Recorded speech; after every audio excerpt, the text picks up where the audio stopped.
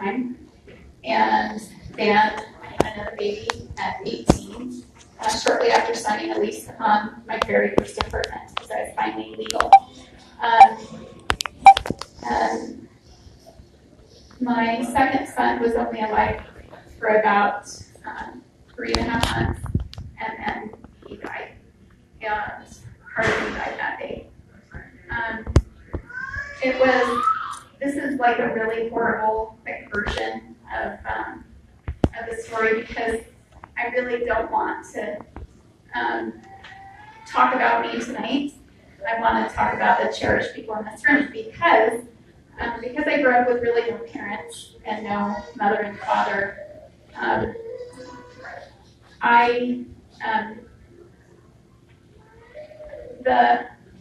The seasoned people in my life became the greatest teacher. Oftentimes, I would look around and I'd always find the oldest person in the room, and I would sit and talk with them, and they were always willing to chat with me and talk about their life lessons. And that's really how I learned to be a mother, because I would sit and I would ask any seasoned person in the room who maybe wasn't chatting with a ton of people. I would pull them aside and say, tell me everything you did right in your life and everything you choose again and your biggest regrets. And I would just listen to everything they had to say. And all the pearls of wisdom, because I was coming into motherhood at such a severe disadvantage. I had no idea what others did. I'd never watched anyone nurture anyone along, and I came from a very long line of broken women and bad men. And so it was really hard for me to know how to do healthy, beautiful things and to parent. And I lived in the city, kind of bounced between Omaha and Council Bluffs, Iowa. So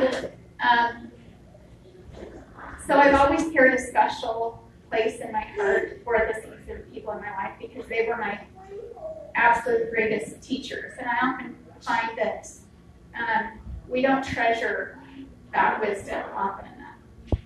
We don't call on it. We don't talk with people that have been on the planet longer than we have and really reel in that beauty and that light that comes from experience. So when my grandmother died a few years ago, I had the opportunity and the privilege to take care of my grandfather. And there was no one responsible in the generation between me and him because my mother is still an alcoholic and a drug addict, and my aunt, his other daughter, is a paranoid schizophrenic. So if I didn't take him, he would go to the state, and I didn't want that to happen. So I took custody of my grandpa, and I moved back. I flew back and forth selling off his things and selling his farm, and it was this really long process of getting him healthy, getting all of his benefits in line, and then moving him out to be with us. And when you say us, who's us? My family. So I married my husband sitting back there. He's my do-over. Got it right the second time. And sometimes I find in life you have to figure out what you don't want, figure out what you do. And so I did that for about 5 years. I went down the wrong road. Sometimes we make decisions in life and we kind of hold on to that decision thinking that if this would just work out, every bad choice we made up to that point would maybe be okay. And sometimes you just gotta cut bait, start over. And luckily, I have the wherewithal to start over and drop that zero and get to the hero, right? When we moved my grandfather out to live with us and to live near us, he lived just right down the street because he needed a little bit more care than I could give. But I loved that sacred relationship we had one with another. And my grandpa had really gone neglected for a long time. And some of the sweetest moments that I have is when he first got here, and I think we underestimate the power of touch. Because when my grandfather first moved out here, I took him down into the little haircutting room. They said, you know, you can schedule an appointment if you want with the barber, and I'm like, no, I want to cut his hair. And so I leaned him back and I washed his hair, and I took a lot of time just kind of scrubbing his scalp and rinsing his hair. And I just recognized the fact that you know, when your kids are tiny and little, you're being touched all the time. I mean, probably too much, right? And we take that for granted. Sometimes you're like, okay, I don't want anybody on my lap. I have 8 children, so sometimes I felt like that. But I think the older we get, the less it happens. And I kind of feel like that's when we need it the most, because there's something very poignant about someone, even from a tiny age, someone kissing our wounds, right? And making it better. And I don't think we outgrow that, ever. And so when I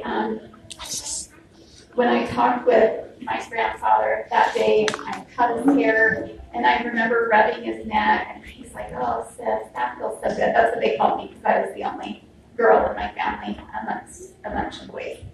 And we would just talk, and some of the most tender moments. And it's like my grandma had dementia, but in that time, that love woke him up. All of a sudden, he started remembering things. He started having full conversations and understanding where we were and what we were doing because he was paid attention to.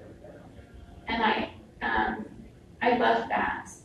And I remember my grandpa had 2 fingers missing on his one hand, and this is kind of not a funny story at all, but kind of funny. My grandma hated cats, or my grandpa hated cats, and my grandma loved them, and they ran amok. And cats, if you let them go, are kind of like rabbits. You're going to have a million kittens everywhere. And my grandpa one day was cutting on his table, and he went to step back in order to kind of gear up to push this thing through. And he always cursed those cats. He always hated those cats. But when he stepped back, he tripped on one, almost fell. He went to catch himself, but he caught the blade. And so he lost those 2 fingers. So so it became my grandpa's signature. He just had 3 fingers. He had a thumb and 2 fingers. And the irony is, those cats that he hated so much thought that his fingers were wraps, so they just took off. And so then the cats really left the farm after he healed. All of a sudden, he had a bunch, like the cat population was cut in a third. But that was my grandpa. He was this guy that he had been in the Navy and he'd been in the Army. And he was just this guy that I didn't know well, but I know he had a lot of history. And even though my family pretty much was all broken, what happened was that final year of his life was miraculous. Not only did he wake up, but I just got to share all these tender moments. There was one time we were sitting next to each other, and I would always kind of hold his hand. You know, I'd just pick his hand up, and he forgot what it was like for that to feel good. One time, and I hope you don't mind, I'm just going to demonstrate. I'm going to pick on you.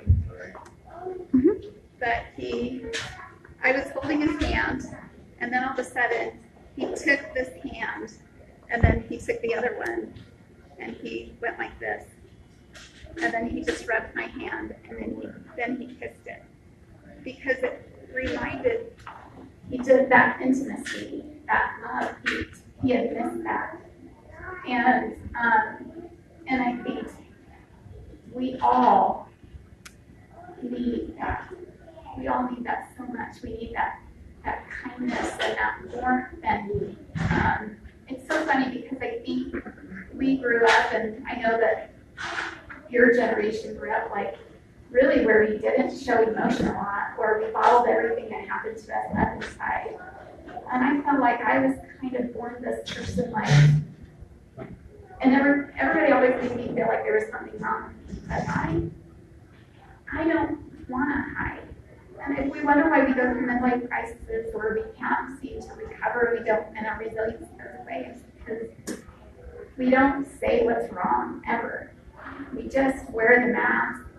And I feel like we just live in a culture where we just zip up this straight jacket just tight enough that none of us can breathe. And it sucks. And it's like, I want to feel everything. I don't want to hide how hard life is. I want to cry at how hard life is. And then I know it's real. And then I know I'm real.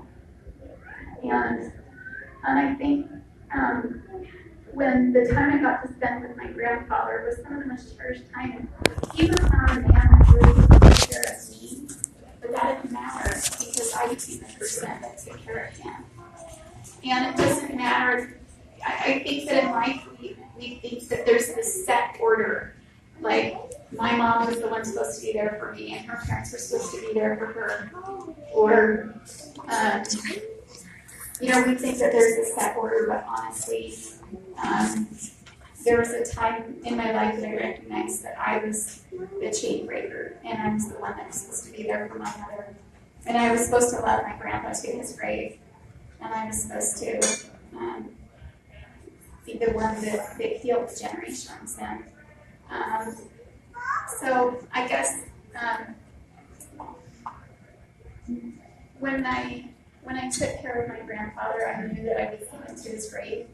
And it was an honor and a privilege to do that. It was an honor to love him, even in the absence of feeling loved myself. And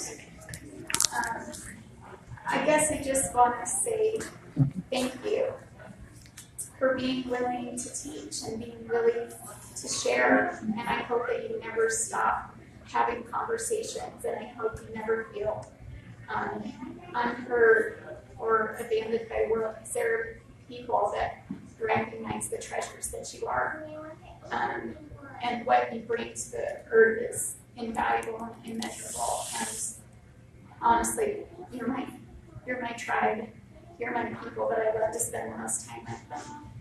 And I hope that you never stop sharing your lessons, because it's a priceless privilege. You've earned every bit of that wisdom, and you probably saved a lot of us young people some stupid tax. I always call it stupid tax, all the dumb things you do because you didn't know better. But if we would have had someone to tell us, I would have saved a lot of stupid tax. How long do you want me to? Okay, cool. Awesome. Well, you sweet friends, I would love to bring my kids back to hang out with you someday, if you guys ever want. But thanks so much for being who you are, for living the lives that you've lived, for the warriors you've been in life, and all that you do to contribute something beautiful. I always say, if you want to find the best treasures, look here first. This is where all the cool people live. Yay! Thank you. So she's right, and we will plan on coming back. We're going to have Sister Armstrong's husband speak now, and we'll give you a few more seconds. What? Berta. Okay, we're going to have Brother Armstrong speak. I get the mic now. So, I'm Greg Armstrong. I belong to her, and I was asked to talk about how we find love. And I was thinking about that because I was kind of put on the spot a little bit. Oftentimes, my wife and I get the question asked of how we met. And so I'll go into that. So before I met my wife, I was home from my mission for about a year. I served in the St. Louis area, and I was dating around. There was a girl I met on my mission that was going to school out here, and tried dating her, and then I met this other girl at my cousin's wedding, and she lived in Pocatello, Idaho, and I tried dating her. It was really difficult trying to date people that you don't have regular contact with. Like this girl from my mission lived in Provo, I was in West Valley, so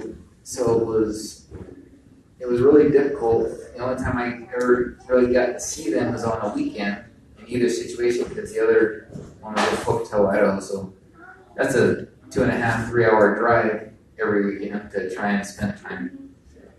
And I just started working at Shriners Hospital.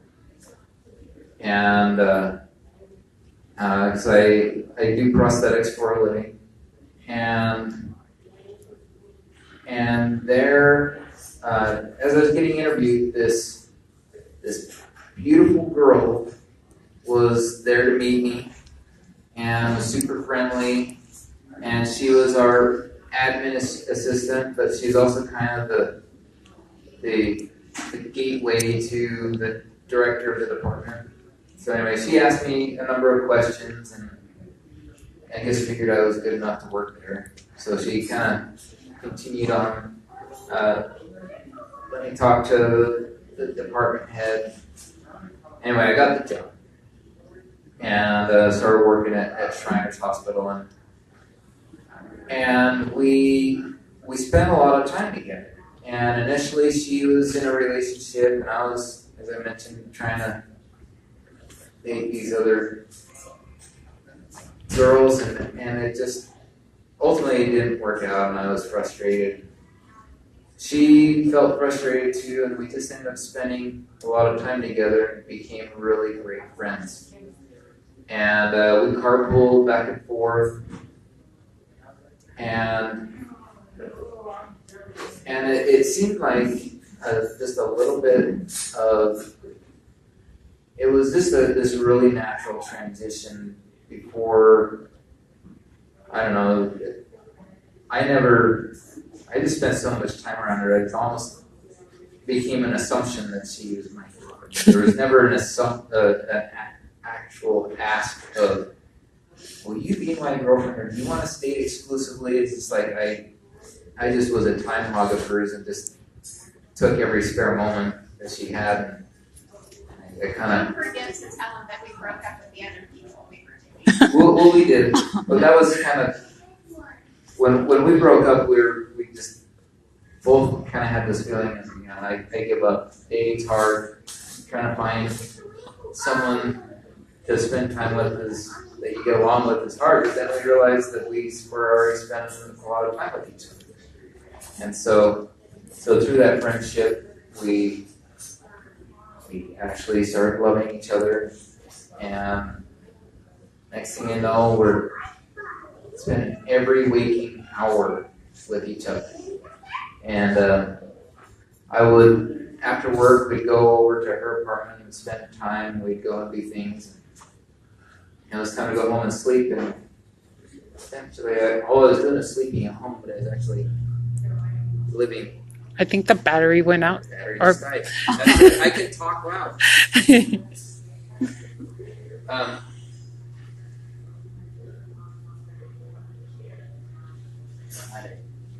Feedback, but anyway, so I guess the point I'm trying to make is with love, sometimes it's one of those things that just happens in life. And without even trying it seems like most of the strongest relationships just occur when you stop trying, when you're not even looking for it. Before you know it, someone comes into your life that just really completes your life, and you just really click with, and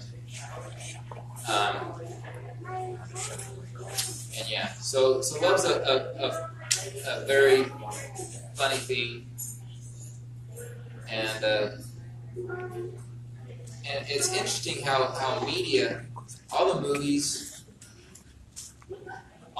out there want to make love seem like it's these just fireworks and it's this super passionate thing, which it can be, and it is many times. But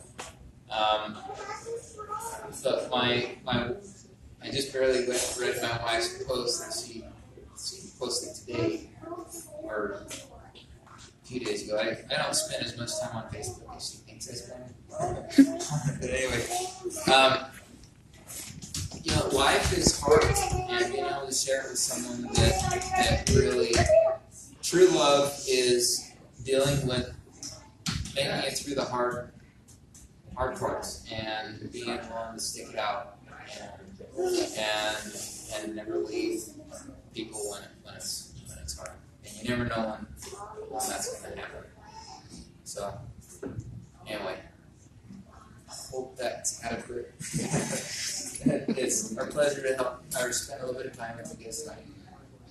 Thank you. So we want to do the Armstrong, we'll take a picture with them really active, but we're just gonna have a musical number by our sisters.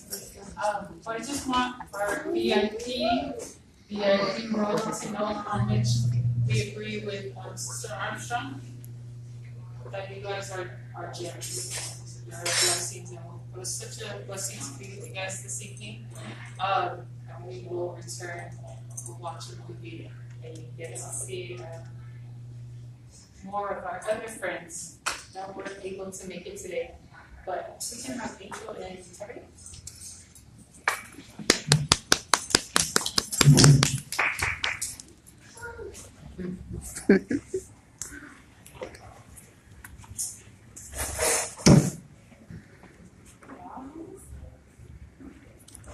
So we're just going to see where can we first.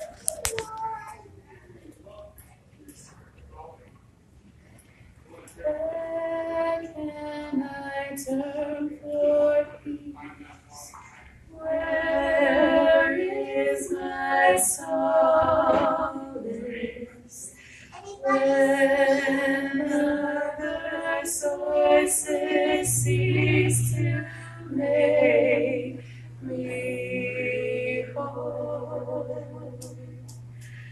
When with a wounded heart, anger or malice, I draw myself apart, searching my soul.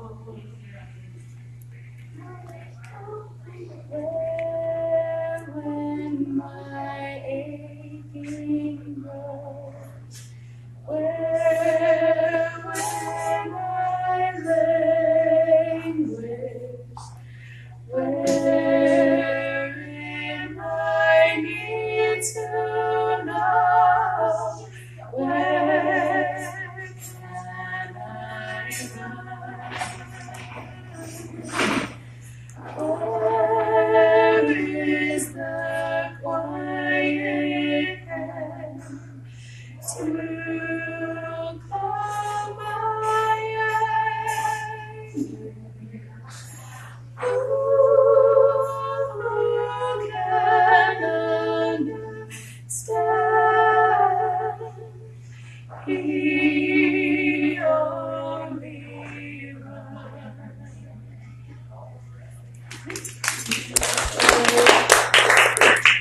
Okay, so we're just gonna have you guys scoot in, and then I'll take a picture of you guys with everybody else. So scoot in, friends. Scoot in, Paul. Son?